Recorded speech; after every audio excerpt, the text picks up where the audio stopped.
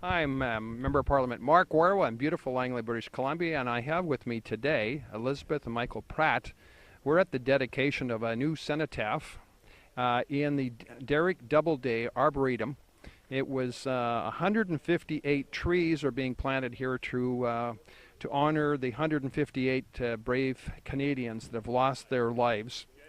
And now today, the federal government is committed to fund $50,000 for the building of a new cenotaph to be part of this beautiful facility. Now, this has come from a vision that Elizabeth and Michael, you two have had this vision of one day seeing something like this. How did that happen? Well, 2 summers ago now, my dad and I, we went on a trip to Europe, and we toured around France, and we saw, especially in Juno Beach, they had hundreds of memorials for all the fallen soldiers who died in World War II and World War I. And I thought that was a really good idea. And I just wanted to have a way to commemorate the soldiers who died in my lifetime and wars that I would remember.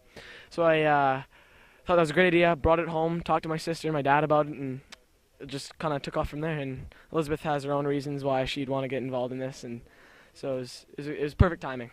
Perfect. Elizabeth. Mm-hmm.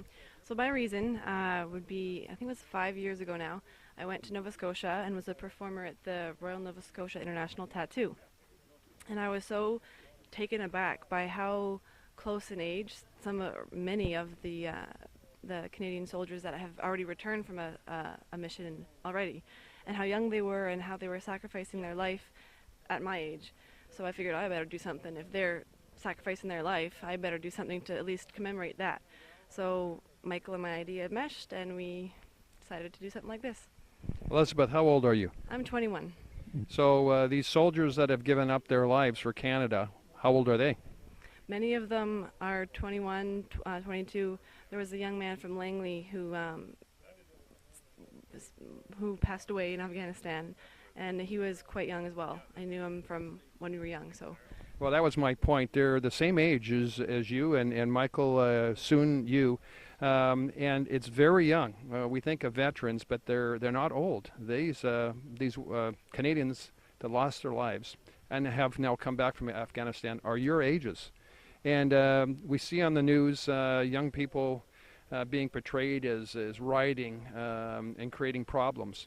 But we don't often see the incredible work of people like the two of you that have visions that create a better Canada.